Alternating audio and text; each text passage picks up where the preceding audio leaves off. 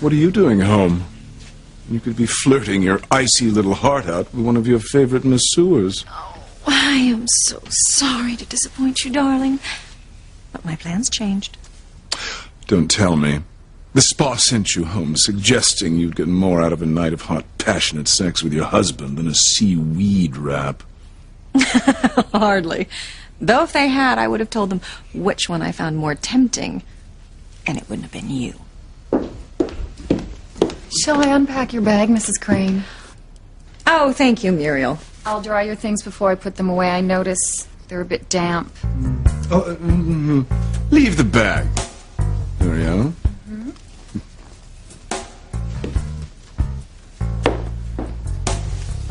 Bit damp. Ooh, ooh, ooh, ooh. What happened? What were you really up to last night, darling?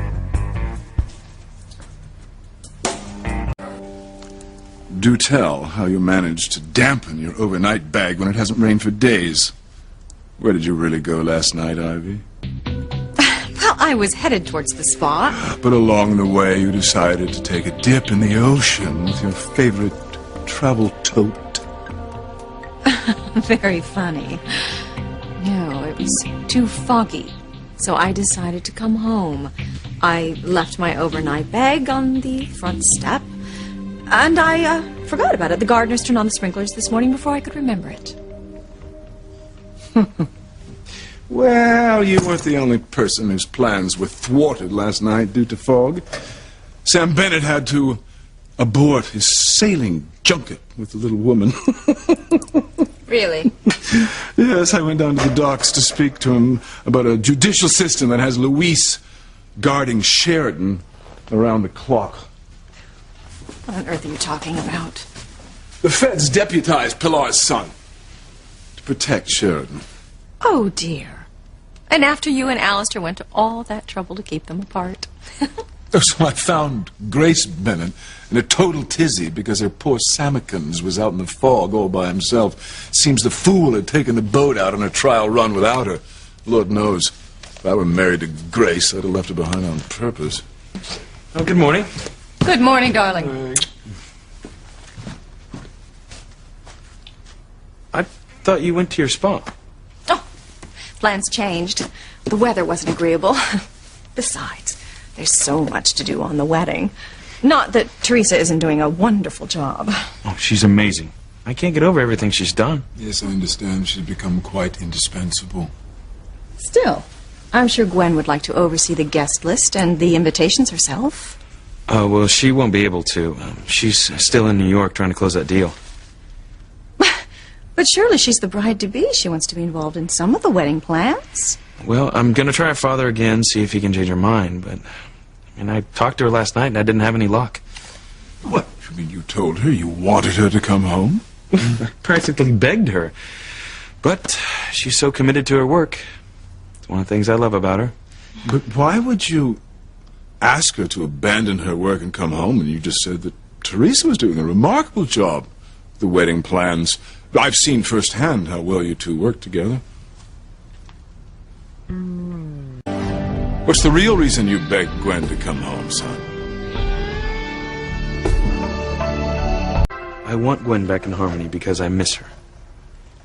That's a foreign concept to your father, dear. Don't waste your energy trying to explain it to him. That's all right. You two keep on talking about soulmates and the like. I'll be in the library if anyone needs me. Well, that's highly unlikely.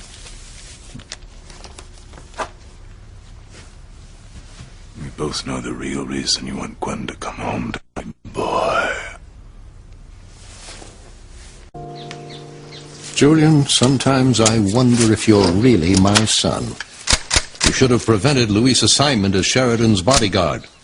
Pull!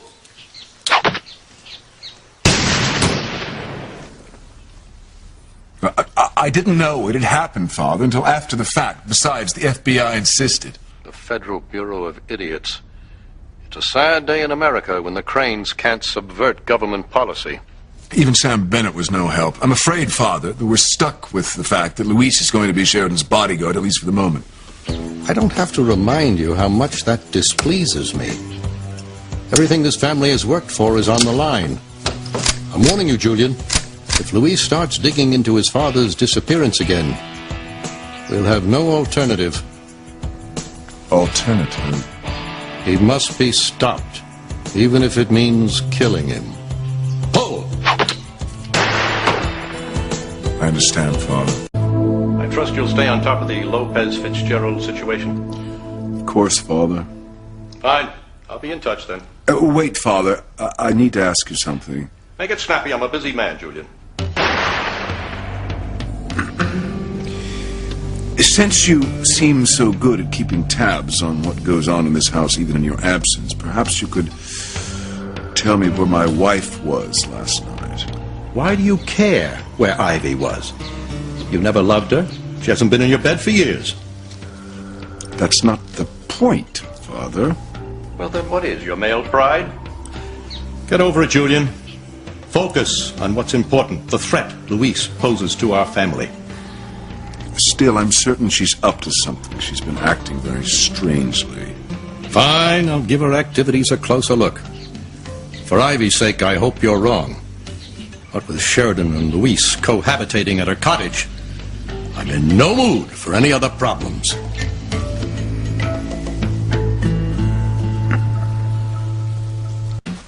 Oh, Father, I'll be working at home today, so if Teresa comes in, I won't be needing her. Oh, I thought she was such an invaluable assistant. She is. I just don't want to be disturbed. Oh, interesting. First you're desperate to get Gwen home, and now suddenly you don't feel like being around Teresa anymore. What are you afraid of, son?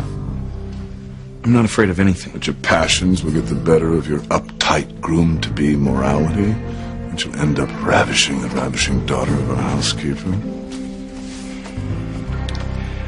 For the last time, Father, I am not like you. Well, you can say what you will till the cows come home, but it won't make a difference. You're a Crane to the core. Sometimes I wonder how that's possible.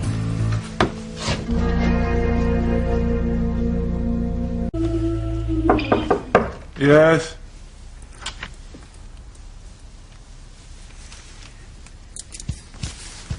Teresa.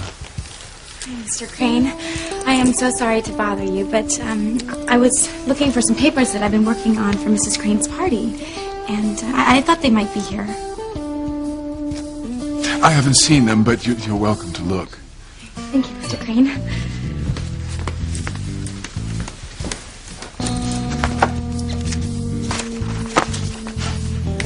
They're not here. Maybe Ethan has them. Mr. Crane, I thought that Ethan might be here this morning. He's up in his bedroom. In fact, he told me to tell you he'd be waiting for you to join him. Thank you, Mr. Crane. I'll go up right now.